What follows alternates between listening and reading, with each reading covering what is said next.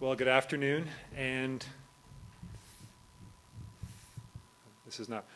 Thank you again for being here this afternoon. As Lawrence has said, I'll just say this up front. My name is Alex Enyedi, and it's my privilege today to both listen and to speak with you about the provost position here at University of Missouri, Kansas City.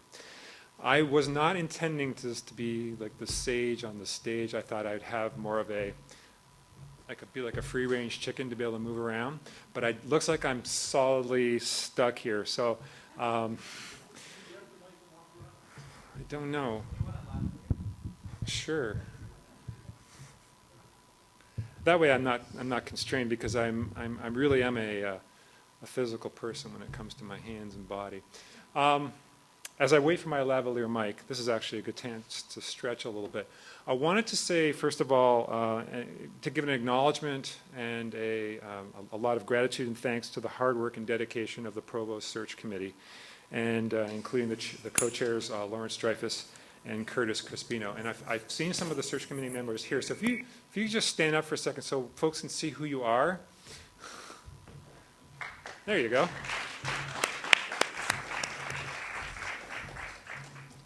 Oh, great. So this is, and for those of you who thought you were coming to Molecular and Cellular Biology 150, you're in for a surprise. Push the, sorry? Right below your knot on your tie, please. There you go. Thank you. I want to make sure we hear you. Perfect.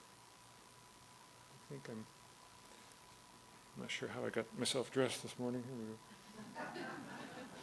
All I know it was dark. Okay.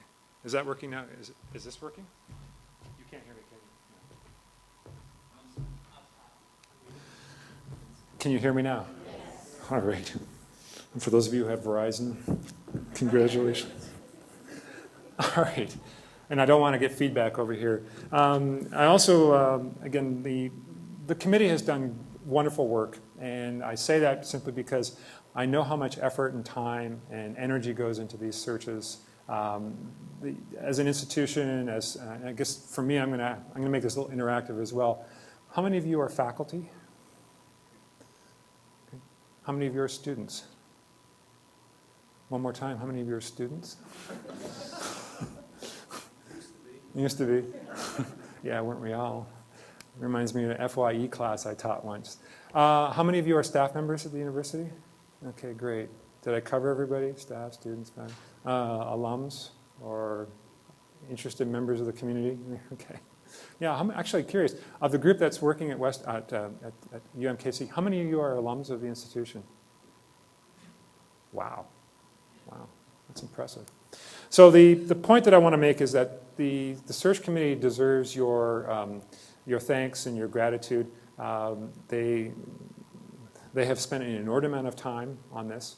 They have worked hard to listen to I'll say the community of faculty and staff on this campus as to who and what the next provost should be and look like, the behaviors of this next provost, and listen to some of the issues and concerns that you have as we transition forward. And I've had an opportunity to hear some of these issues. I've had some opportunities to hear about the wonderful things that happen here at UMKC. And as I'll talk in a little bit, I've got my little deep cover reconnaissance binder that I've already put together on you folks, and with all the little green and red tabs. And the green is good, and the red's good too. So this is the part now where I can blame somebody. The reason the topic is a provost's vision of a public urban serving research university is this is the topic that all four candidates will be addressing, and I have to thank Dr. Dreyfus for that particular topic. And as he and I talked on the phone, there's a little bit of, I think you said it, how dare you know who we are, kind of a comment. But I think that, and more importantly, you have an expectation that the person who will join you as your next provost has a fairly good understanding of the institution and is willing to stretch their knowledge of what's happening on campus to have them come up to speed as quickly as they can. But I want to just say that, again, the topic is a candidate's vision for UMKC. And I want to acknowledge, first of all, that as members of this community, let me make sure I hit the right one, you know already what your current vision statement is for the institution. I'm just going to read it out to you just in case you haven't looked at it in a matter of days or so. UMKC will become a model urban research university that's characterized by signature graduate and professional programs. I can't read here. Graduate and professional undergraduate population, a highly diverse faculty, staff, and student body, and active engagement with the city and region. And what I will say up front is, this is your why. The why is the heart of the vision. This is what you want to become. The mission statement for UMKC, it's a long one. UMKC's mission is to lead in life and health sciences, to deepen and expand the strength in the visual and performing arts, to develop a professional workforce and collaborate in urban issues and education, and to create a vibrant learning campus life experience. So I suspect the primary reason that you're here today is to hear how I would translate UMKC's vision and mission statements into a focused vision for academic affairs. I see a couple heads nodding. Good. Boy, that was a stretch, but there we go. Let me just start off by saying, before I reveal my vision to you, I want to preface this talk with a few comments. I've been doing a lot of research into the institution, and I did so because I wanted to understand, first and foremost, who it is you are and what it is you aspire to do. And what that was done in preparation to actually apply for the position. I'm very, very interested in working with an institution, working for you to help you aspire and meet the goals that you've put for yourselves. And here's what I've discovered about UMKC in my very, very initial analysis of the institution. UMKC is a special university. As a growing urban university, it occupies a very critical niche to lift a community's quality of life and to be a driver of prosperity, innovation, and entrepreneurship in the Kansas City region. Based on what I've seen online and the information that I've gleaned from having private telephone conversations with members of your community, this institution is poised to leverage its infrastructure and human capital to deliver a world-class educational experience in a very cost-effective way. At UMKC, we can model best practices and ideas to address the challenges that face higher education today. After all, I would ask this question not even rhetorically, who is better equipped than us, teachers and scholars, to experiment with the instructional enterprise and determine what works best? As I said a moment ago, I am very eager to join an institution that has the courage to think differently. And as you'll get to know me in a little bit, the courage to ask these three fundamental questions. Why not? What if? And why are we still doing things this way? And I think that there's a little bit of bravery and a little bit of courage that goes with that, because as I suspect exists at most institutions, there's the UMKC way of doing things. And there's my institution, the Western way of doing things. And in many ways, you need to be brave enough to break that mold and to begin to look at problems and look at opportunities in a very different way. So what I'd like to say is I want to sustain an environment where we embrace diversity, where we're fearless and courageous to try new ways to better serve our students and our community. And I am eager to elevate the enterprise of funded research and scholarly output through strategic investment of resources here at UMKC. And I think that those objectives, that work, will help to add to the reputation and prestige of the university. So that's all fine and well, but what do I really want to do? Okay. What I want to do is I want to foster a campus environment of trust and transparency. And I think that this is accomplished by emphasizing that what we do here at UMKC is driven by things other than self-gain, that we collectively strive to add value to the community through our work and our dedication to the success of our students. As your next provost, I will foster a campus culture that embraces our common values and beliefs. And the only way that will happen is if I get to know you and commingle with you and make myself highly visible to you. That, in my mind, is a successful way to help a campus succeed and move forward. So without further delay, I'd like to share with you my vision, and then we can delve into the various elements of this vision and what it represents. So, I would propose that Academic Affairs has a vision something similar to this. Everything we do at UMKC will challenge the status quo of higher education and reaffirm the critical role of this university in the community. Using innovative practices and 21st century modalities of effective instruction delivery, we will educate the next generation of critical thinkers, creative thinkers, and community thinkers. Our graduates will be the next wave of entrepreneurial thinkers who innovate, invigorate, and elevate the Kansas City region and beyond. And I want to just pause for a moment and delve into the critical thinking, the creative thinking, and community thinking idea. The critical thinking part is a pretty common phrase. Whenever we are involved in a liberal arts education or with a strong liberal arts core, we aspire, we drive to have our students become critical thinkers. What I want to push on this idea is the ability to create or generate creative thinkers.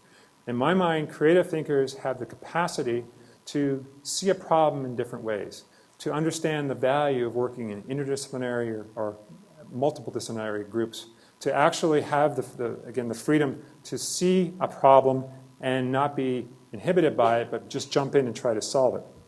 The final piece on this is the community thinking. Community thinkers understand that they have an important role to give back to our community. So as students, there are opportunities through internships, volunteerism, experiential learning for students to actually provide a boost to the Kansas City region's essentially well-being and improvement. So how did I arrive at this vision? And more importantly, how can it be achieved? And so over the past 2 months, I've undertaken what I call a deep examination of UMKC. And my reconnaissance has included multiple sources, and I'll list a few of them that I've looked at. And I'm sure that some of you will probably say, well, did you look at this and did you look at that? And I'd appreciate knowing that as well. I looked at your current strategic plan. I also read the Knoll and Levitt Student Satisfaction Report. I looked at the 2015 report and recommendation of the UMKC Budget Model Review Subcommittee. It's a long title. The 2016 System Appropriations Request Book, the Faculty Senate meeting minutes for the past 2 years, and various items that are published in the student UMKC news. This provides me a bit of a perspective and a scope as to what's happening on this campus.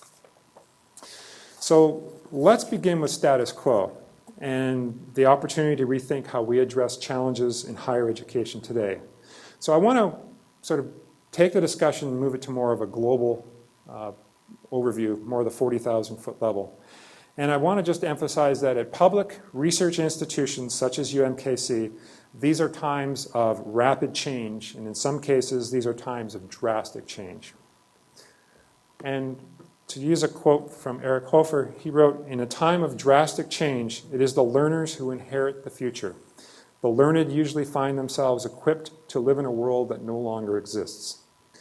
And I want to say this collectively, that as educators, this is what we do for our students. We equip them to be better prepared for the ever-changing future and how to best to deal with the new ground that we call the new reality. And at UMKC, you accomplish this because you've built a strong academic community in which the dual engagements of teaching and learning, creating and sharing, and nurturing and encouraging are all recognized, supported, and valued. However, higher education is in tremendous flux. We are continually impacted by forces, individuals, and organizations who may only peripherally know or understand how universities function. And more troubling, these individuals may fail to appreciate the critical importance that higher education plays to society. This is a balance and a tension that we fight daily in the academy, trying to convince individuals who may think they know better why it is what we do for our students and why it's so valuable and so important for them. At this very moment, we struggle to address college affordability, cost efficiency, budget models, and performance outcomes. But we must never lose sight of the core basics that we provide to our students.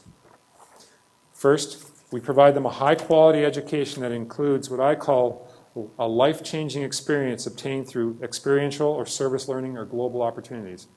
As an institution, UMKC provides students a chance to aspire to greatness or to do great things. That's the role of this institution. It's the role of essentially an urban-serving public university. You give hope and you give an opportunity to students who may not have thought or saw themselves as university students. And that's a critical role that's played here. The university provides a strong liberal education core. It's fundamental to every student's success, not only here on campus, but to help them get their first job or their first promotion or their second promotion or their third promotion. A strong liberal arts core for our students provides them the tangible skills of creative thinking, critical thinking, effective writing and communication, teamwork, that they will be able to use for jobs that exist today and jobs that don't exist yet as we speak in 2015, 2025, 2035, 2045. And I think the most important piece that we're doing for our students is that we're setting them on the road to success so that when they come back in 2035 or 2045 or hopefully 2055 as distinguished alums of this fine institution, that they will go through time travel. They will experience a regression event that will take them back to being 17 years old again. And what they will say about UMKC is that it was a great experience. A professor saw something in me and tapped me on the shoulder and said, if you just do this or you just do that, you will be successful in your life. And this is the story that happens daily whenever we invite distinguished alumni to visit back to campus and learn a bit more about what we're doing today, but more importantly, they can express their gratitude and thanks. And the reason I say this is that we live in a world where everything, so I get to move here, everything is supposed to be put on a spreadsheet, or there's a metric. And what you want to see is metrics that go up, because for some reason bar graphs that point up are good, and bar graphs that point down are bad.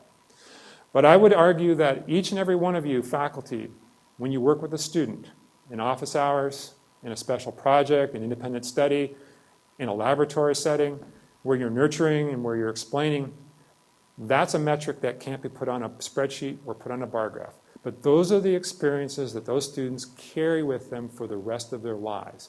And this is the power of being a part of the academy. There are very few other places in the world where you can work and do the work that you love, do the things that you believe are important and are going to change the world, and have a student tag along with you. This is the phenomenal opportunity that we have here at this institution. I also believe that we have the opportunity to provide our students and develop their skills in the area of being both innovative and entrepreneurial in their approaches to life and to career and to their education.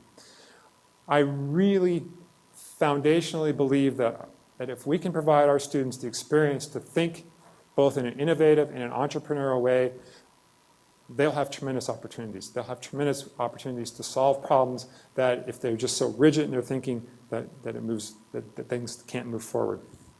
And I also think it's important, and I think UMKC does a wonderful job, we teach our students that there's an opportunity to connect with the local community, to actually pay it forward, provide a bit of their expertise, a bit of their experience, a bit of their love and attention to neighborhoods, to individuals, to schools, so that they can actually succeed in serving the students that they are in charge of pushing through to their careers. So today what I'm doing is I'd like to share with you a vision on how the operation of academic affairs at UMKC can both adapt and evolve so we can seize the opportunities that are available to us and to meet the needs of our students and the faculty and staff, and how all this will lead UMKC forward to exceed its core academic mission. And so, as I've said earlier, the times are changing. We're no longer in 2000, we're no longer in 1985, it's no longer 1965. It's 2015, and the world is moving fast. And things are changing. There are changes that are moving quickly at us on the horizon. And I want to just talk about some of these very important pieces. And so what I'd like to say is that the upcoming years in the academy will require us to both reconcile and address significant shifts occurring within higher education that will impact the very fabric of this university. And so, some examples. First of all, demographic change within the United States.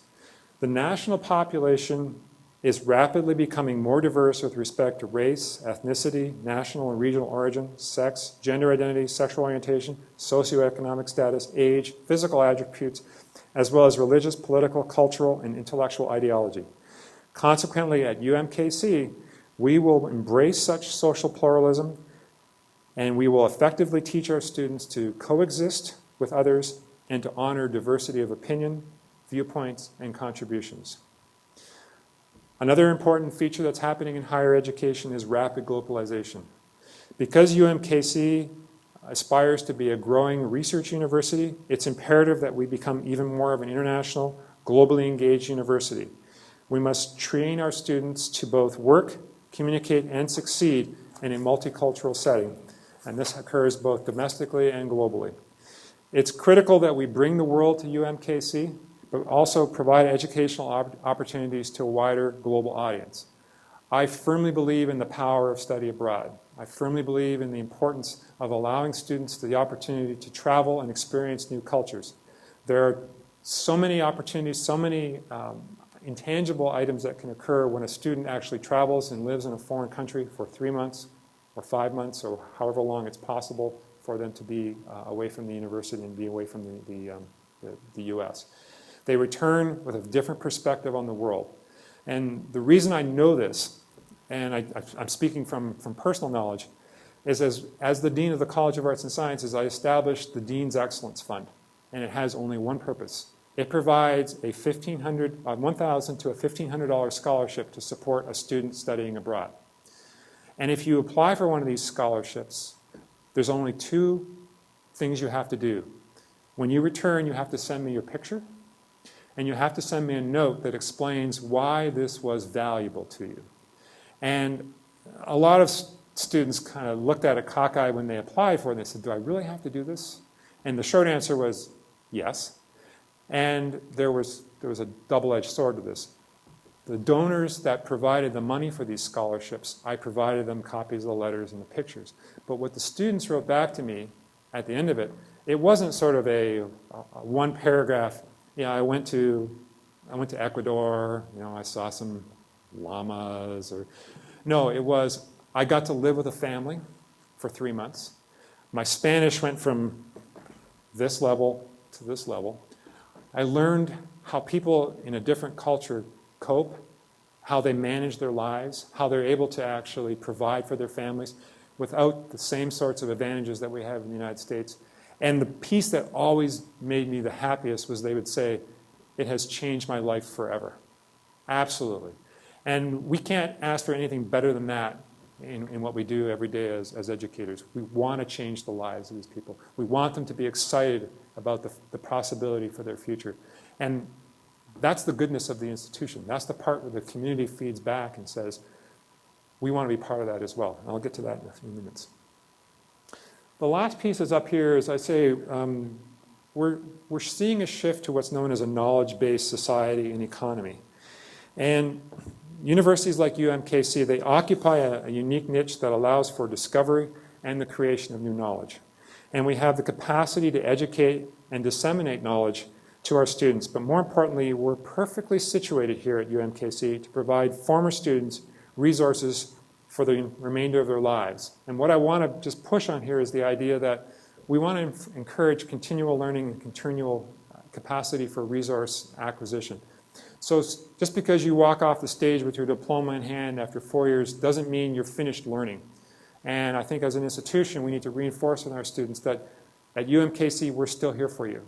That there are resources, there are opportunities to tap into expertise, and who knows what collaborations or interactions can occur when someone goes to graduate school someplace else and then calls up a former professor and says, I have a tremendous idea, do you want to be a partner?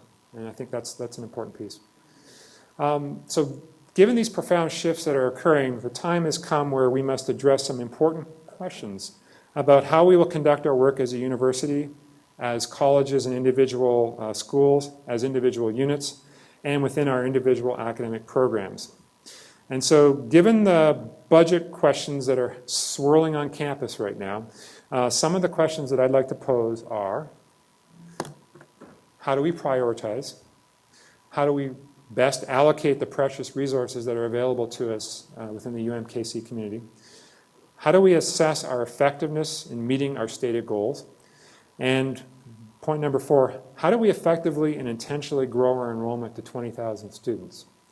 And is that a reasonable expectation, or is it an expectation that is going to be fraught with some pain?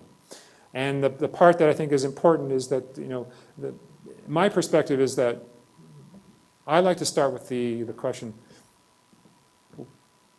we want to go to 20,000 students. So the first question that should come back is, well, why?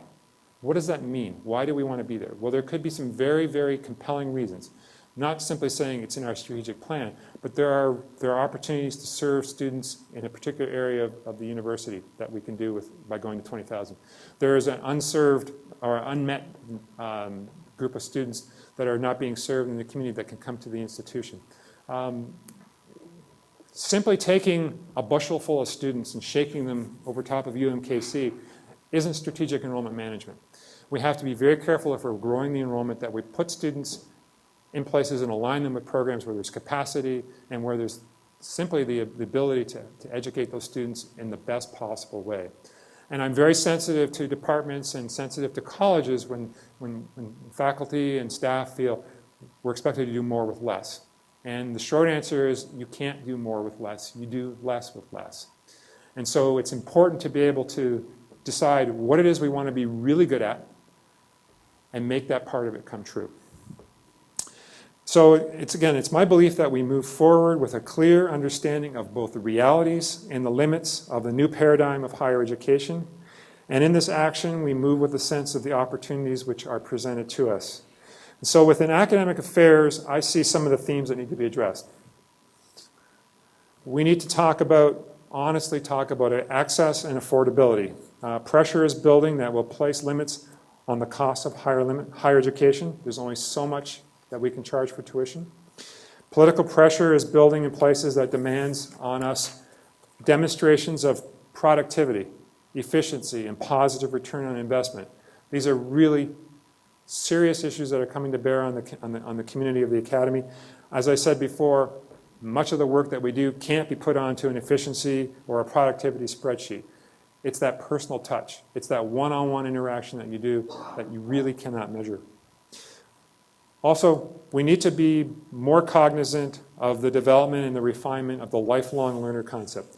We have to recognize that this university's role is to be an educational bridge between the primary and secondary education and the successful lives of our alums. And again, I see the world of the university as being smack in the middle of a longer continuum. We have students here age 17 to perhaps 22, 22, let's say to 102.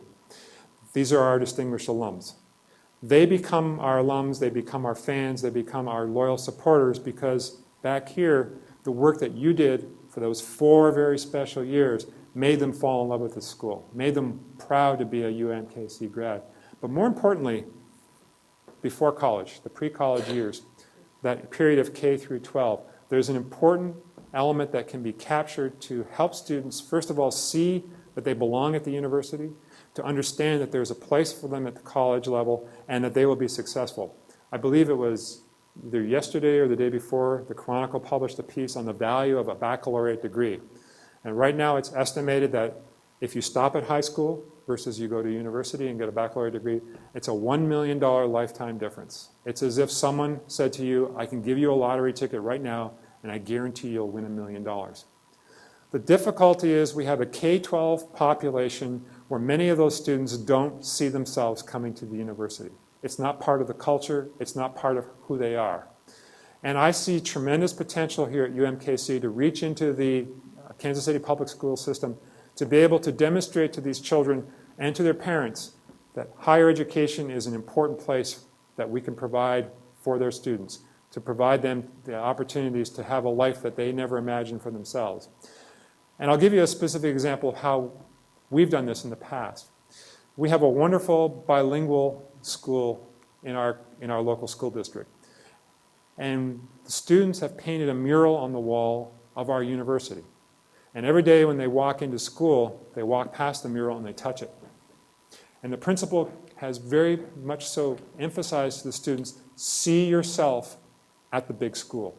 See yourself being successful as a university student. And you can't buy better marketing than that. It's a wonderful reinforcement that there's a continuum. We have K-12 responsibility, we have the university, and we have the alum group. But there's also a chance for us to interact back with the K-12 system. We can provide them partnerships and strengthen what they do through educational opportunities, through experiential learning opportunities. But I think what we want to do is we want to ensure that these students will come to the university certainly prepared and ready for their future success. Another piece that I know is critical to UMKC, and the focus needs to remain on this and being learner-centered. We have to remain focused on the students that we serve, what they need to learn to be successful, and so our methodologies, our pedagogy, it needs to be innovative, it needs to be adaptive, it needs to be entrepreneurial, and it has to be interactive. It has to complement the learning styles of the 21st century student. I went to university in the previous century. What we've discovered is that students today learn a bit differently. My son is a graduate of my college. I was amazed at how he got through the program doing things that he did. The learning styles are very different for our current students. The other important piece that academic affairs is going to have to focus on is the identification of new revenue streams.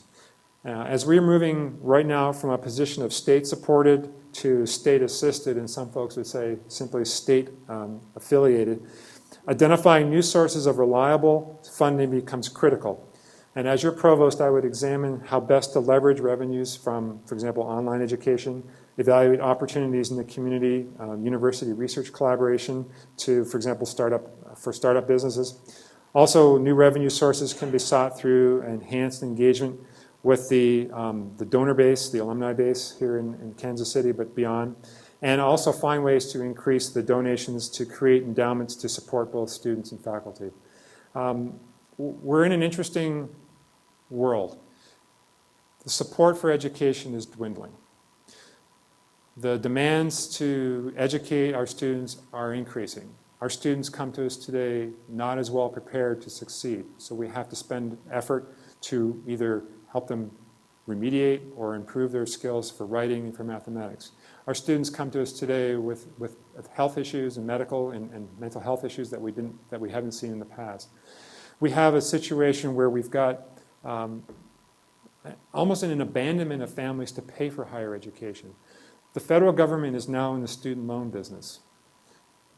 Billions and billions of dollars a year is earned by the US government to fund student loans. So we've shifted a very public good of higher education onto the backs of students and parents. And so, unfortunately, us in this room, we get constrained because on one hand, you've got legislators saying to you, come on, you can do this cheaper. Come on, you can do it for less. And then you've got moms and dads and students and caregivers and parents saying, come on, you can do this cheaper. And the reality is, you can't. There's a fixed cost to doing all the things that we have to do. And so part of it, I think, is, are there new revenue streams? Are there ways that we can tap into dollars? And I'll give you one more example. I think I'm doing okay for time, aren't I? Good. I had the opportunity to meet, I feel like jumping off this stage, the opportunity to meet with donors in my work as the dean. And donors are interesting people because, as I said, they regress back to being 17 or 18 years old. They go, why do you celebrate me? I'm just, I was a really poor student. I practically got thrown out of the university because I had too many D's and F's. But then I say, yeah, but then you became the top CEO of this insurance company. And so there's an interesting dichotomy, like successful alum, miserable student. But the point is there was that interaction that occurred. I was having lunch one day with a very successful alum who was contemplating supporting the college and the university. And sometimes the conversation gets to a place where, well, we kind of stall out. And he said, oh, Alex, what do you think about that football team this year? And I go, okay, there's an interesting entree. I said, well, they're doing okay. He says, well, I'm worried we're going to lose the coach. Because as it is in the world of athletics, a successful coach will, becomes a free agent and moves on and upward in the pay scale. And so I turned to Mark and I said, Mark, I appreciate your concern for the football coach, but I said, I'm more worried about losing faculty. I said, I've got phenomenal faculty who get phone calls and letters from competing institutions who want to hire them away, or they're looking for areas where the grass is a little greener. And Mark just looked at me, he says, you mean faculty leave? And I said, yes, Mark, they leave the university. And he said, why would they want to do that? And I said, the same reason the football coach might want to go teach, or not teach, gosh, well, they call themselves teachers. The same reason the football coach might want to go work for a different institution. And so what happened in that situation is Mark said to me, he says, well, what would it take to keep a faculty member here? And so I explained to him that typically we try to do some sort of competitive salary match, some sort of salary incentive. I said, I can't do it unless I have base funding. And he said, well, keep talking. So this is where the creative thinking started kicking in. And I said, all right, here's what we need to do, Mark. I said, we have faculty that excel at teaching, they excel at research, they excel at service. I said, A, where's the A? So I got an S, a T, an A, and an R. I said, I made up something with the A. I said, how about a STAR fellowship for faculty? It's almost like a MacArthur fellowship. You get 3 years of support. You can spend it on yourself. You can spend it on your research. You can spend it on your students. The short story on this is that Mark gave us a bequest of $5 million. So we can't collect on it until Mark is no longer breathing on the planet. But Mark's a really great guy. He keeps giving me money for other things. But the point being is that Mark saw the value in investing in faculty retention. And what the lesson I learned there is, unless you ask and talk about this, I didn't ask him for $5 million. I wasn't even part of that. I put the idea in his head. And I think that we have the power, both the deans have the power and faculty have the power as you talk to your former students, to your alums, to let them know what it is that you're doing, how it is you're trying to accomplish it, and some of the barriers that you're experiencing. And my expectation for deans on this campus is to be involved in the fundraising effort. Chancellor Morton has the job of chief fundraiser here on campus, but deans and certainly faculty have a role to play as well, because you know what's going on in your units, you know what your needs are. So I think identification of revenue streams is critical. So I want to return back to the why, and I'm a huge fan of the word why, and you'll find out why in a moment. Okay. So I've got this little circle here, these concentric circles. They have the why, the how, and the what. And I did not invent this. This was actually created by a person by the name of Simon Sinek. And Simon Sinek has written a book called Start With Why. And Simon's got a very interesting hypothesis or concept. And it's both elegant and it's very simple. And to explain this concept, Simon created what he calls the golden circle. And this is the golden circle. And if you've got a pen and a pencil, this is not only great for organizations. Supposedly I have a pointer here. It's good for your own life. Because if you begin to look at the why, the how, and the what of what makes you tick, you can actually begin to realize a little bit more about what it is you want to do, how you want to do it, and who you're going to work with, and who you want to do it with. So the basic elements of this explain, in some cases, how an organization works. And what Simon Sinek says quite eloquently is that people don't either connect, relate, buy into what you do or how you do it. But rather, people buy into why you do it.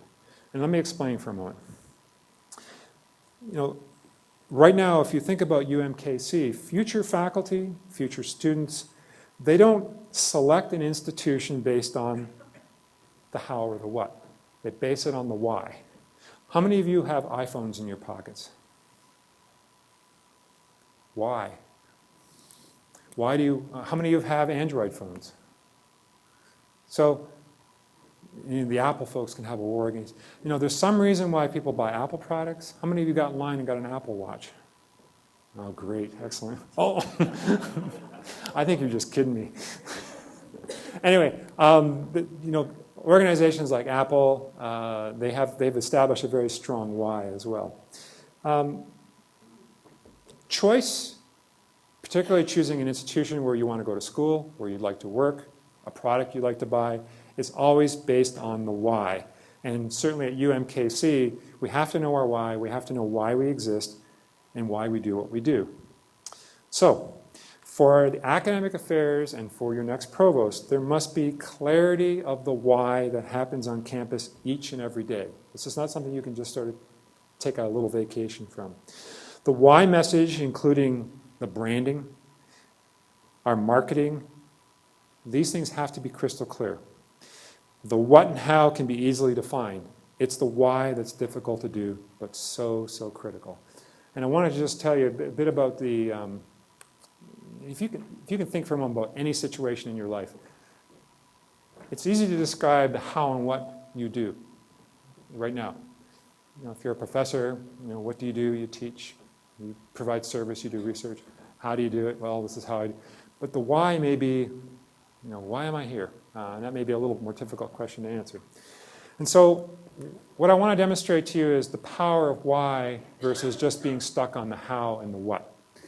So most organizations in the world work from the outside and try to move towards the inside. They can tell you what they are, how they do it, but they really struggle with the why. And so if you look at institutional marketing in terms of researchers, or sorry, of universities, what they'll say is, maybe this will work. There we go. All right, the how and the what. We have great faculty. We have outstanding undergraduate and graduate programs. We have wonderful facilities. We've got a freshly mowed soccer field. Want to come to college here. Or football pitch. So this is what we have. Want to go to college here. And it doesn't inspire you because what has happened is we don't know what the why is. What's the why of the organization? Because there are countless institutions that have wonderful faculty, good facilities, good programs, and mowed grass. Put it there. How do you differentiate that? So let me just push it back to the other way. If you begin with why and work your way outward, then you begin to define the institution. So what I've said is everything that we will do at UMKC will challenge status quo of higher education and will affirm the critical role of this university in the community. We will educate the next generation of critical thinkers, creative thinkers, community thinkers, and our graduates will be the next wave of these innovators, these entrepreneurial thinkers who are going to innovate, invigorate, and elevate. How do we do this? Great faculty, outstanding undergraduate and graduate programs, wonderful facilities, and mowed grass. Want to come to college here? And it's a very different proposition because if you start with the why and you work out, then individuals can resonate that. They can go, yeah, I get it. I understand why this is important. So for me, as a provost, we have to be absolutely clear that the number one goal of this campus is student success and student learning, that we truly are a learner-centered institution that fosters student success, and we need to be emphasizing that each one of our students needs to be well prepared to face the world's challenges in both an informed and a thoughtful way. Also, there's an opportunity to build on the momentum of urban engagement and community outreach. Partnering with the Kansas City Public Schools and the KC Prep program will assure that many children have access and can receive a world-class education right here at UMKC. And as your provost, it will be my goal to ensure that the leaders of Kansas City view UMKC as a place for entrepreneurship, for art and culture, and for medical and life science research. But most importantly, it's my goal to elevate UMKC as the school of choice in the Kansas City region. And furthermore, there are opportunities that abound through the K-STEM Alliance, through the CalCalC program to create a research and technology incubator. And this has the capacity to enhance UMKC's contribution to workforce development. On campus, there are opportunities to link STEM and STEAM, so we put the arts into the STEM, education in both the health sciences, performing arts, humanities, biological, medical sciences, and even education. Other aspects that I see as being part of the why is that UMKC will strive to embrace outside-the-box thinking, that we want to have entrepreneurial activity that both encourages and drives the economic development of the region. I also believe that UMKC has the capacity to provide better quality of life to the citizens, particularly in the areas of health and economics, and we need to fully engage with the community and address real problems that impact and affect people. And finally, I want to say that recognizing the greatness of UMKC resides with the great faculty. Great faculty define the university. They have a profound impact on the reputation of UMKC and in turn will attract students to the university. This synergy helps to establish a community of learning and scholarship. I have three more vision points I want to go through and then we'll open it to questions. Well, that's what I should have showed you already. Okay. All right. And I call these vision points. Resource management and budgeting that aligns with and accurately reflects the mission, the vision, and the goals of UMKC. So, some points. The resource management has to protect, it has to reward, and it has to enhance the core academic and research mission of UMKC. We need to resist activities or models that do horizontal adjustments and the impacts that horizontal cuts have on institutional quality.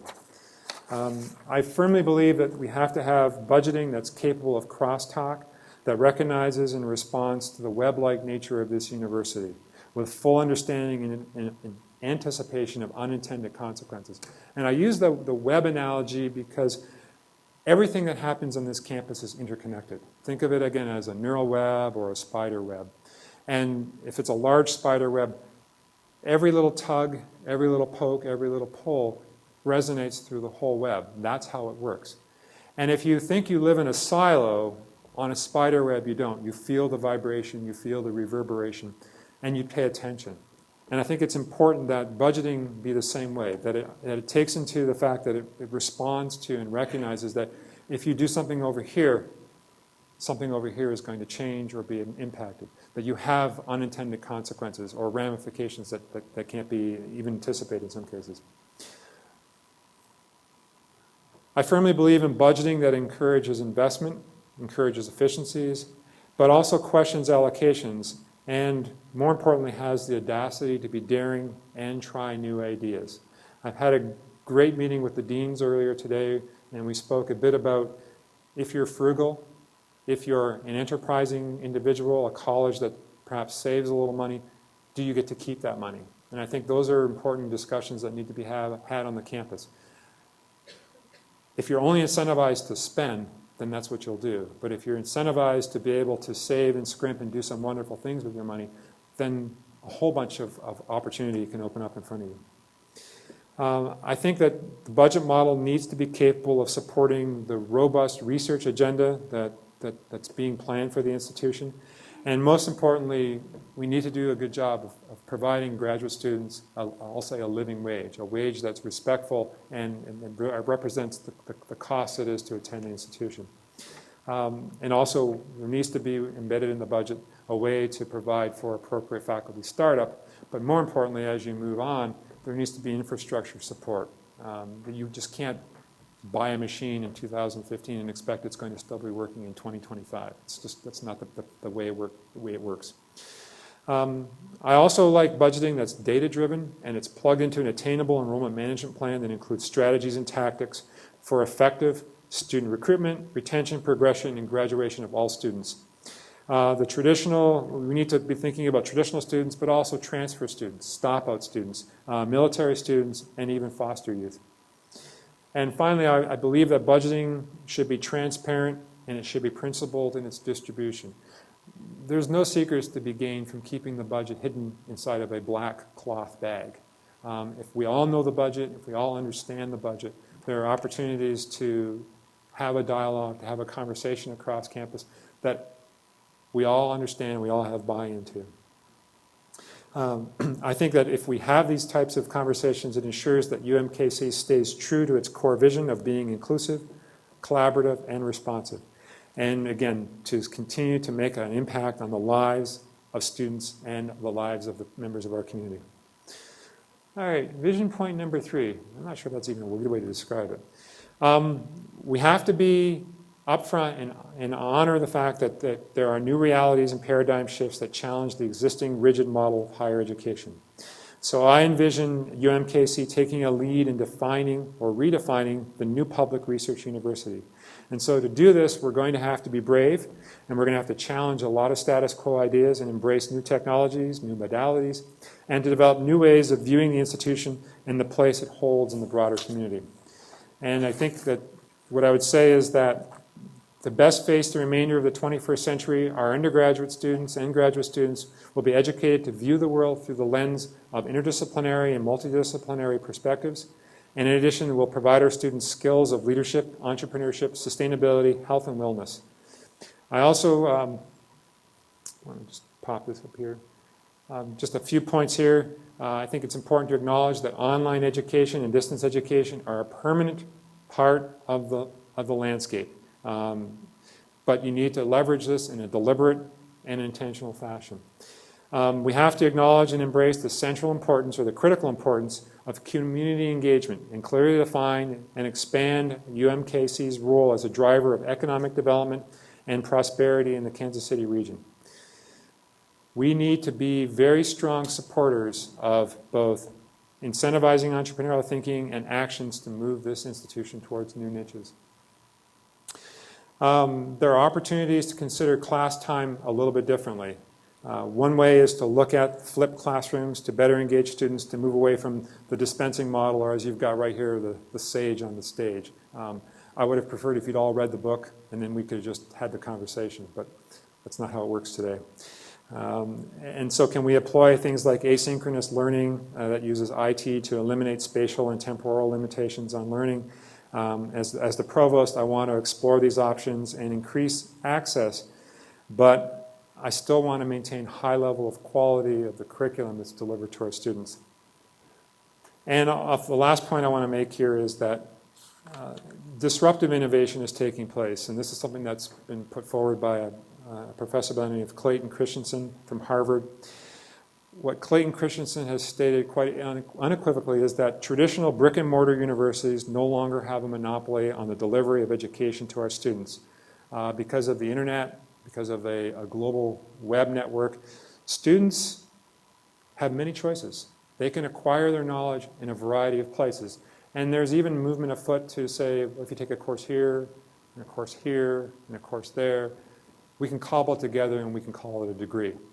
And so we have to understand that today's students are very savvy and they take full advantage of choices that are available to them. And this wonderful vision point number 4. This is what I think is very important. Embrace, cultivate, and elevate the elements of shared governance to best realize the collective mission, vision, goals of UMKC. In the world of real estate, it's location, location, location. In the academy, it's all about communication, communication, communication. And I believe wholeheartedly in honesty, transparency, and the shared governance model. You can't function without it. And I think it's important to strike a delicate balance between faculty and staff participation in the planning and decision-making process, and on one hand, and the other hand, administrative accountability for the other. This is what I believe. Genuine and authentic shared governance can only be achieved through broad and unending communication. When people are kept in the loop, when they understand what developments are occurring at the university, and when they are invited, truly invited, as participants and partners, this institution will prosper. Any other mechanism is not going to be successful. So to accomplish this, it is critical for the provost to shift the conversation from stakeholder, and I call that a passive position, to one of you're all shareholders, a proactive position that shapes and directs the future of the institution. And just think for a moment, if you are shareholders in this institution, you're vested in the success of the institution. If you're just a stakeholder, it's like, well, someone else can worry about that. So here's what I'm proposing as mechanisms to do a better job of embracing the shared governance model and being a more effective communicator. I would propose to enhance existing and open new lines of communication across the institution, taking advantage of blogs, social media, new forms of interaction with the goal of listening and understanding before decisions or policies are implemented. No one likes to be caught off guard. No one likes to hear about something when it's in the newspaper. You prefer to have had some involvement in the discussion. Goal number 2 is to elevate the level of trust and confidence on campus. Point number 3 is to encourage engagement among multiple constituents to work collaboratively versus operating at cross purposes. There are examples I've already heard today where there is duplication or replication of effort. In some cases, not even communication that we're doing this over here, we're doing this over here. Maybe it's time to have a conversation to see if we can do it well together. And finally, there needs to be an acceptance that change is required for continual improvement. There's a great comic that I saw is, the person standing in front of the audience and they say, "Who wants change?" And everyone's hand goes up. Panel 2, who wants to change? No hands go up. And so there's an important piece where you have to recognize that if you want to change, you have to in order to get continual improvement. And right now there must be clarity on consensus and what changes should occur right now. We're getting close to the end, I promise you. So, what is my vision for academic affairs at UMKC? Through my work in academic affairs, we will be an institution that connects seamlessly with the community to enhance opportunities for all citizens. We will support innovation and entrepreneurial activity, and we will be the driver of educational attainment and workforce development in the Kansas City region. We will take a prominent role as a leader, and we will also take a prominent role as a leader in the visual and performing arts. We will be an institution that responds to the emerging knowledge-based economy by educating and training students to navigate an interconnected or a smaller world. We will be an institution that can address the challenges of globalization and make important contributions that help the region, the state, and the country remain competitive and innovative. And we will be an institution that successfully meets the important challenge to maintain excellence yet be accessible to all students. And in this vision, UMKC plays a greater role as a catalyst of economic and intellectual growth in Kansas City. In this vision, UMKC remains true to its liberal arts core and its foundation to teach and educate students, but simultaneously the university will create new knowledge and enhance its leadership in the areas of health science, for example.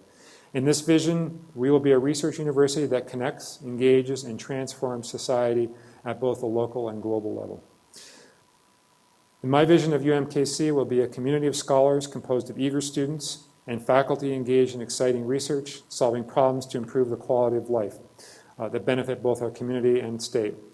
And finally, in this vision, UMKC takes its place as a significant partner with local constituents to contribute to the economic growth of Kansas City and the surrounding region. If we're thoughtful and if we're intentional about what we do, we can create the conditions and expectations for student success. If we embrace the challenges of this new environment that it poses on a learner-centered, globally connected research university, we will move closer to the realization of the vision and mission to be a diverse, inclusive, collaborative, and responsive institution that makes a significant difference in the world. If we face these challenges square on and we lead the charge to change the landscape of higher education, we'll have a wonderful opportunity to prove that the very benefits of a liberal education, critical thinking and problem solving, flexibility, knowledge of the human condition, these benefits that we endorse for our students are the exact same ones that best position us as faculty and staff at UMKC and enable us to adapt, to evolve, and to succeed. So one final thought. I'm a huge proponent of always considering the alternative or the other perspective. So I would say that maybe this doesn't mean we should stand still. Perhaps it means that we should be running. So with that, I say thank you very much for your attention, and it was a pleasure and an honor to speak to you today. Thanks.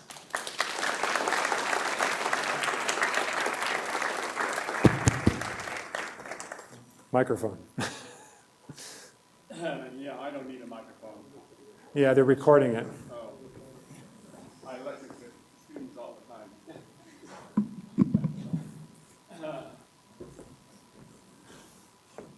First, I wanted to note, when I looked at your resume very briefly, I noticed salicylic acid in plants caught my eye.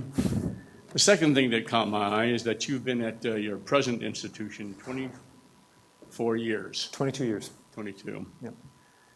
Yep. Quite frankly, I'm tired of ladder climbing academics using UMKC as a rung to their elevating up the ladder. Right.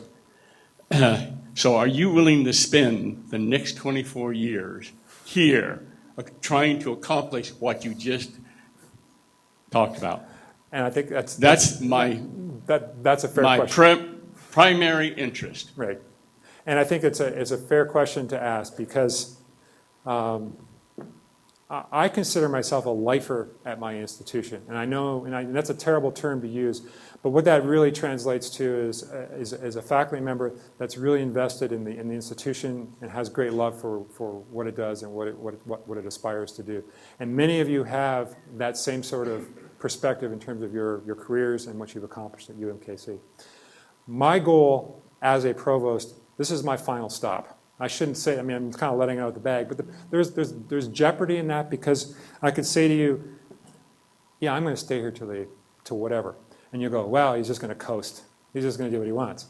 Or then I could say, well, what I prefer to be is to be the greatest provost that exists, and people are going to come trying to recruit me. So you have to make you decide, do you want a provost who's going to coast, or do you want a provost who's going to do the good work? I think there's a middle ground. The middle ground is that you do your best possible job, and you gain the trust, you gain the confidence of the people on this campus, you inspire them to do great things, because I can't do it by myself.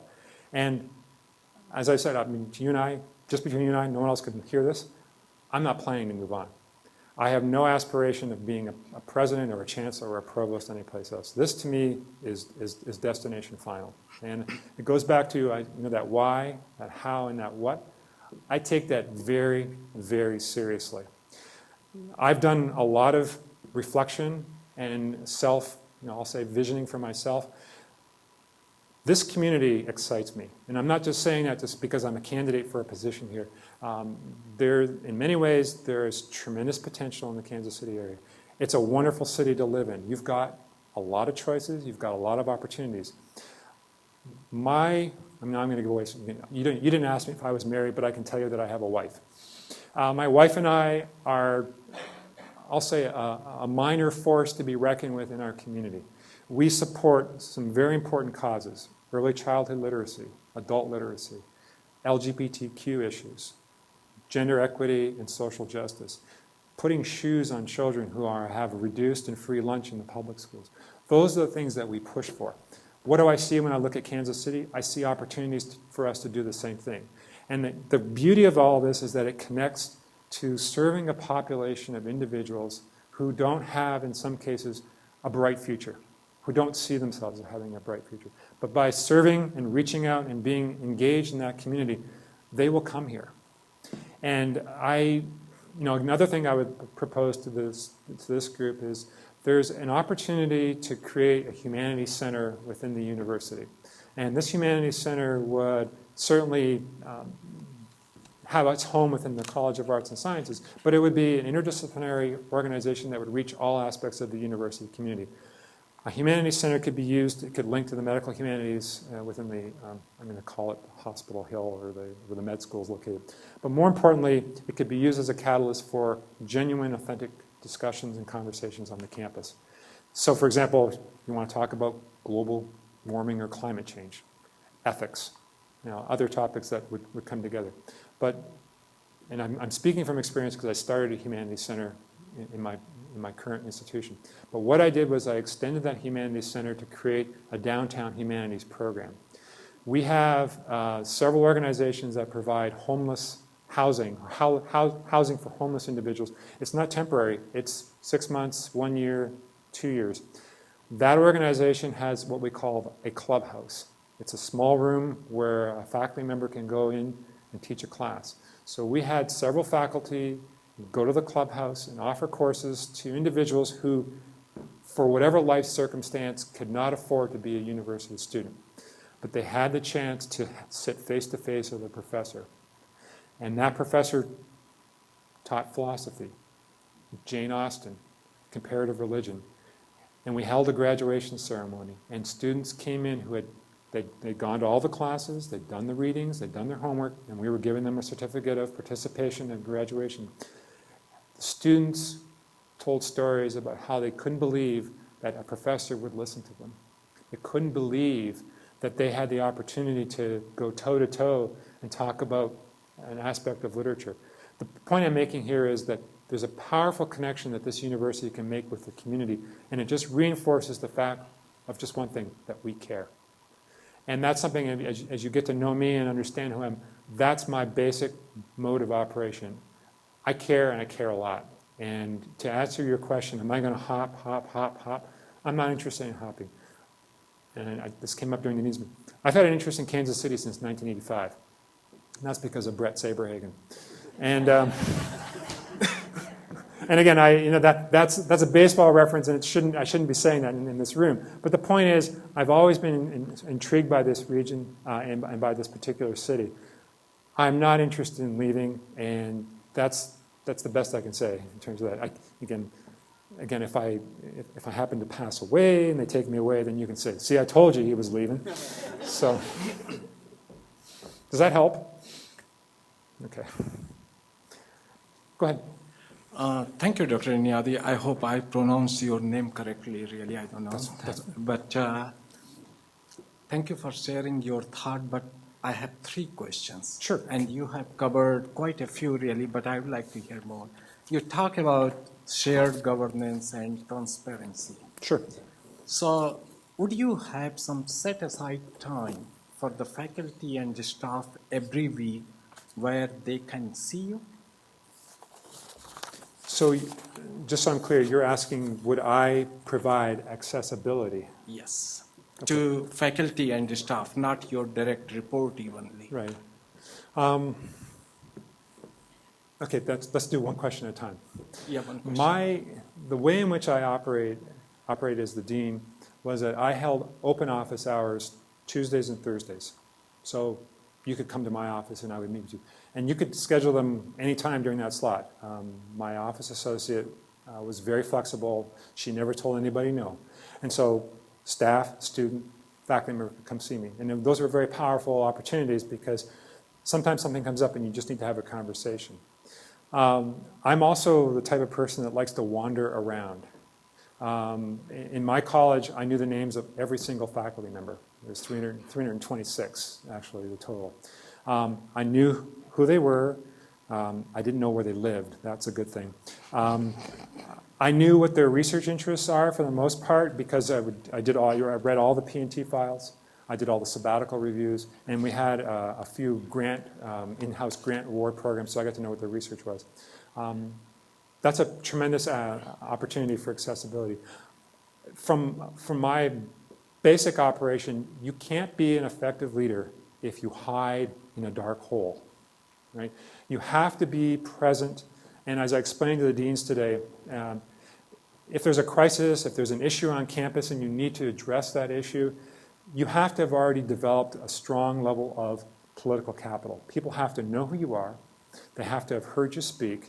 They have to have developed trust that you really get it and that you have their best interests at heart. And the question came up earlier, what does a provost do?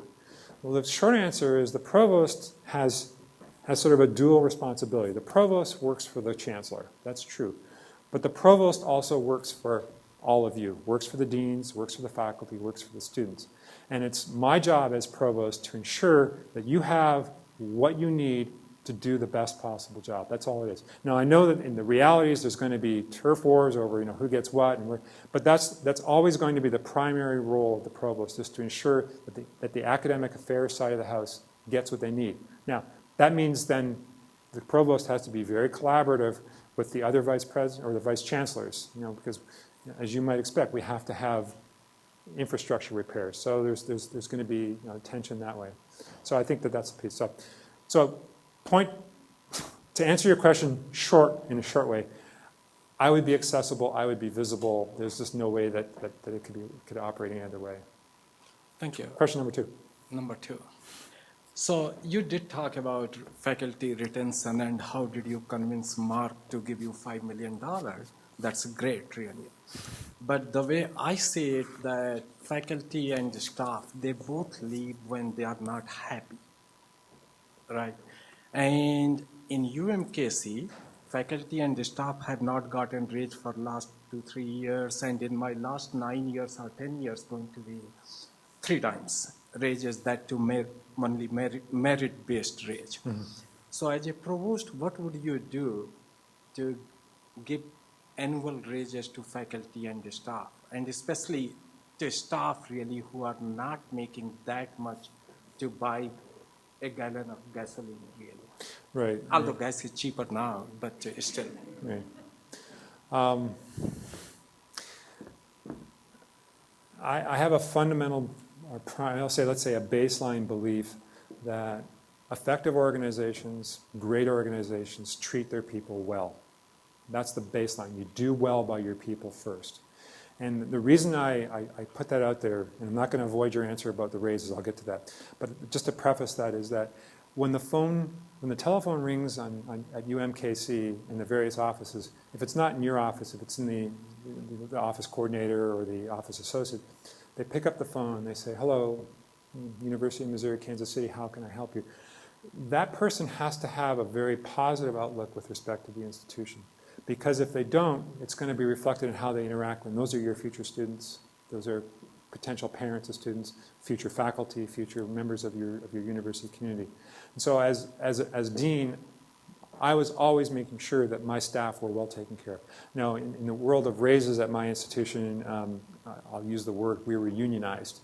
And so a collective bargaining agreement changes the fabric of the campus. I'm not saying it's a better or a worse proposition, but at least it made raises being a bit more predictable. What I understand is that through the RCM model that's in place here on campus, and I did read that I'll make sure I got this right. I've been in so many states lately. The governor here is Jay Nixon. Yes. Yeah, he signed House Bill 3 on Friday, which provides, I think, for a 1.3% increase in some appropriations to the state, through the state to higher ed. It's my understanding that that the deans have asked for budget protocols, and there may be actually raises that are coming down the pike. Another part about the budget is that it seems like budgeting is a little bit cloudy at times here, and I would strive to be able to sort of remove that smoke screen or that film that prevents it from being absolutely clear. But I think from a foundational point for your question, I believe that staff deserve the best salary that they can get. I think we have a responsibility to ensure that staff have the capacity to buy that gallon of gasoline, to cover their health care costs. I think that's a foundational piece. When it comes to advocating for raises, I'm not familiar enough with how the raises are done within the UMK system. You're not going to find me as a provost that would say, no raise for you. I mean, that's not where I've come. But I need to understand how it actually functions here at the institution. Because, again, it's demoralizing, it's frustrating when you work and you don't get any reward for the effort that you're putting out. And again, the cost of living does continue to go on outside of campus. So just supplementary to that, Sure. if you were to come here as provost, the staff and faculty can expect rate first year, right? I love the way you phrase that question. Okay, third question, sorry. I mean, you have talked a lot about research, and I see your interest in research. And if you see UMKC strategic plan, there are 2 of the 6 that deals with research. Mm-hmm. But still there is no GRA allocation to research initiative. There's no GRA? General revenue allocation. Okay, so nothing goes to research. If you have seen UMKC research funding, especially NIH funding, that's very low, really. I mean, so do you see as a provost putting some money from GRA to research enterprise And also, what is your plan to increase funding? Really, although it's tough nationwide, but still we are very poor. Yeah. To address the first question, how do you, most institutions will say we want to double research, we want to triple research, we want to increase research. And it's really easy to say that because then you can walk away from it and then you expect somebody else to do the work. You can't increase research without a selective investment into the research enterprise because from the very beginning, to do research, you need time. You have to have the availability of time to build it. And if your workload, your research, your teaching load is such that you can't have the time, then we have a problem there. So it's about finding time. But more importantly, if you're going to build research capacity, you have to invest in research. And that investment comes not only from, let's say, startup costs or infrastructure costs, but also investment in graduate education. The graduate enterprise ties directly to the research enterprise. And if you talked about salaries before, if you're not competitive with your graduate stipends, then you're going to have a hard time supporting the research part. Not being, and again, this is where my weakness comes through in terms of not knowing the full aspects of your budget. I had a wonderful meeting today with Sharon Lindenbaum, and we were only supposed to meet for 30 minutes, and I held her captive for 65 minutes. I got a much better appreciation for how the budget works here at UMKC. I firmly believe that if you aspire to do great research, then you have to invest in it. There has to be tangible investment in it. And in many cases, if you invest in graduate education, there's almost a huge return on that because they can be teaching and helping with classwork. And then they become competent working in the lab. So as a professor, if it's a research project, whether it's in the social sciences or in the hard sciences, you've got an extra pair of hands. And so now, what I used to say when I was a struggling professor on tenure track, I wish I had two of me. I wish I could clone myself because that way, one person could be doing this set of work, another person could be in the greenhouse doing this work over here. And I think graduate education allows you to, in some ways, in a very subtle way, to clone yourself, to have a person working with you to support the work that you're doing. So, short answer, research must be properly supported.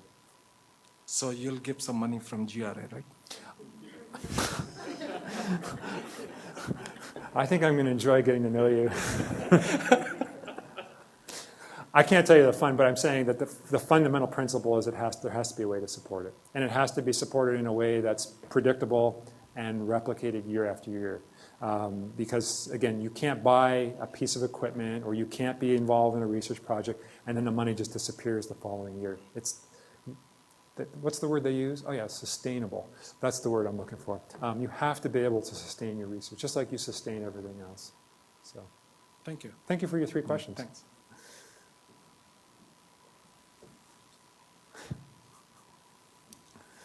I have a comment and then a question. Sure. My comment is that the Royals just beat the Detroit Tigers 2 out of 3. I heard that. But they don't have Brett Saberhagen anymore. No, we traded him. My question is this. Some years ago, we went from an upper administration model of all vice chancellors being on the same power level to a so-called strong provost model, which many of us think was an improvement.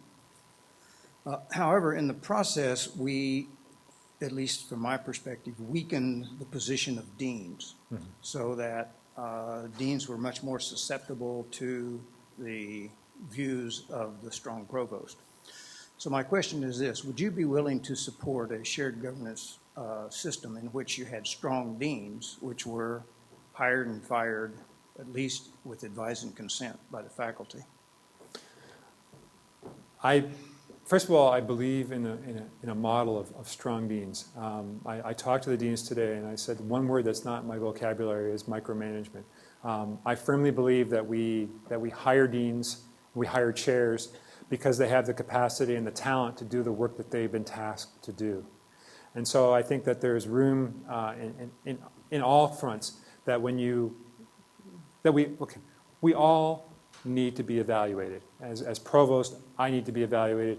deans need to be evaluated, chairs need to be evaluated, faculty get evaluated. So, I mean, why should it end at one strata and not go to the next? That evaluation simply states that you're accountable. And the evaluation process is informative because if you're moving in a direction that's not working, you hear back. But if you just continue to just roll along without any evaluation, I think that it doesn't work for anyone. So I believe in authentic evaluation that takes feedback from everybody. The concept is basically a 360. So if I'm evaluating a dean, I think it's important to have input from the constituents and the people that the dean supports and works for. So I guess the short answer to your question is that I think the deans need to be strong. They need a provost that supports that strength, and they need to. Otherwise, the provost can do all the dean's work. I've been in a place where the provost wants to do the dean's work. So it's a different world. So, you had a question. Yeah. The question of increasing dependence on part-time adjunct, non-tenured track faculty, which is in many ways particularly evident at an urban institution where, for example, in foreign languages where I am, there's a large pool of people that you can call on to Sure. teach these classes. Right. And so it's more prevalent here than it might be someplace in a more rural setting. So I just wanted you to address the subject. Sure. I get nervous about over-reliance on part-time or contingent faculty. And I know in some institutions, and I don't have complete clarity, you have non-tenured track faculty.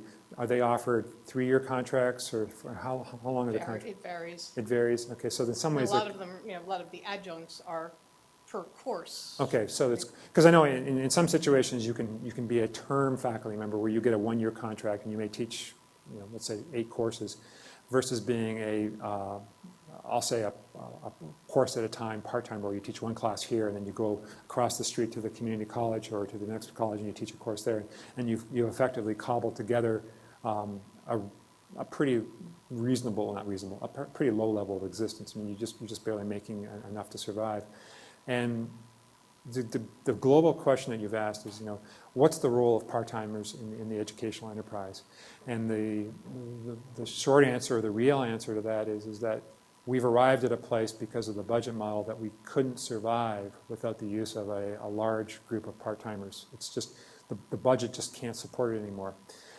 The difficulty that poses for an institution, if you want to elevate your prestige, you want to elevate the value of your institution, if you're relying heavily on a part-time core, those individuals aren't always invested or vested in your institution. They appreciate the work, they appreciate the students, but they're not going to be out there at recruitment events saying, come to UMKC.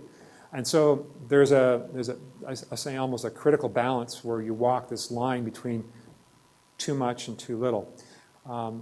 The research question dovetails back into this, the question that was brought up about, what are you going to do about research? If you back away on teaching loads for researchers, who fills in the slack? And one answer is, well, we'll just hire more part-timers. But the difficulty is that if you truly want to build a research enterprise within your institution, you have to be careful about that decision point, because if there's a way to squeeze a couple extra faculty lines as the research enterprise starts to build, then you've built I'll say the heft of your unit, and you're able to actually attract students, attract graduate students, and have a demonstration that you have this wonderful core faculty that are engaged in doing research. So yeah, the part-timer issue is significant. It's a reality, but I think that there are some real dangers if you go too far down the road one way or the other. The last point I'll make is that the part-timer situation, if you go too far to the side, then you look like a community college. And you don't want that. I mean, as a bona fide public research university that has all I'll say, the accoutrements and components, you can't slide towards a community college model. You have to sustain faculty. So, and I think that my job as provost is to protect, and also it sounds like the police department, to protect and to serve, because I have to protect the core academic mission of the institution. Otherwise, we're not. Now, from my perspective, I see all the pieces of the puzzle at UNKC, they're just floating around. And for whatever reason, there are forces, maybe it's budgetary, maybe maybe it's attitudinal, but things are just kind of getting pushed away. And what gets me excited about this job is there are ways to bring these pieces together, improve some overlap or efficiencies, such to the point that folks start to take real notice of what's happening here, and they get a little jealous about the great things that are happening at UNKC. So, good. Do we have time for another question? Go ahead. So you mentioned RCM, the RCM model. How would you reconcile the tension between an RCM approach and the need to make strategic investments in? Well, I think if we can just take the word RCM away for a second. So how do you reconcile your budget and how you distribute budget and where you would make those investments? And the part that I think is for me the overall, the overarching piece is, what does your strategic plan say? What does the strategic mission, values, goals that you've got? Because that will guide your decision. A budget is really a reflection of your values. So if you value student success, then there's got to be tangible evidence that you're investing in student success. If you value research, then there's got to be some sort of tangible evidence in the budget, a line that says, yeah, we're investing in research. If we value student retention and the opportunities to keep students on campus, then that will be a line. If we value a robust faculty, then that's reflected there. Now we add the RCM phrase back into the three letters of RCM back into that. My understanding is that RCM here is still, it's almost embryonic. It's just, it's kicking around trying to figure out what it's all about, but there's still aspects that need to be tweaked. And so I think that the work of the next provost is going to have to be to sit down and really understand, is it working well across campus? And when I spoke, again, I'm going to have to look up, my mind is drawing a blank with Sharon. What I said to Sharon is, all right, you've described to me the model and how it's operating, and there's a lot of room for some changes. I said, is it broken or can it be fixed? And Sharon said unequivocally, this can be fixed, and it's not going to take that much effort, just a little bit of willpower and some elbow grease, and we'll get it fixed.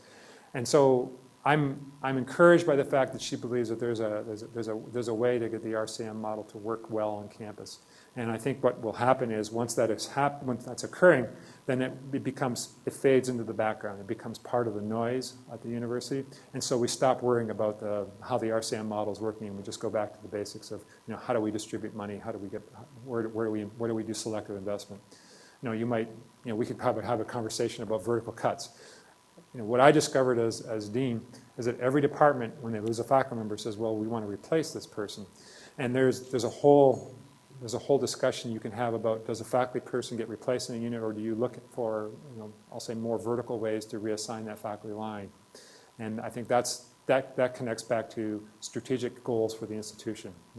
Enrollment pressures, where you're not being effectively delivering curriculum, those are the things that come into play. So.